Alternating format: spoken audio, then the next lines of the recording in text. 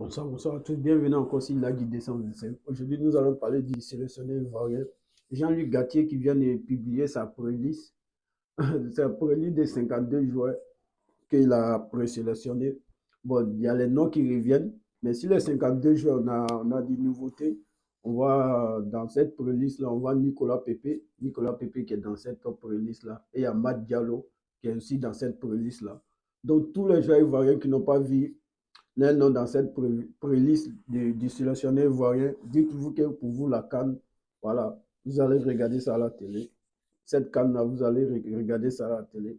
Tel que Sylvain Go, Eric Bailly. Bon, c'est le choix du sélectionneur. Hein, c'est le choix du sélectionneur. Dans cette pré-liste-là, il a décidé d'envoyer quelques anciens, tels que Nicolas Pepe et Amad Diallo.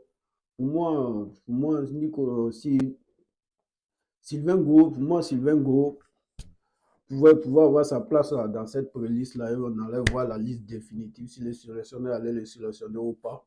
Mais au lieu de Sylvain Go, il a préféré un jeune encore, Elisa Tapé, voilà, du côté de, qui joue du côté de l'Éthiopie. Voilà, un jeune gardien ivoirien.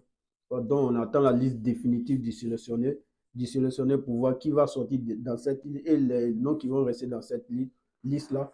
Donc, rendez-vous le 3 janvier pour la liste définitive du sélectionneur ivoirien.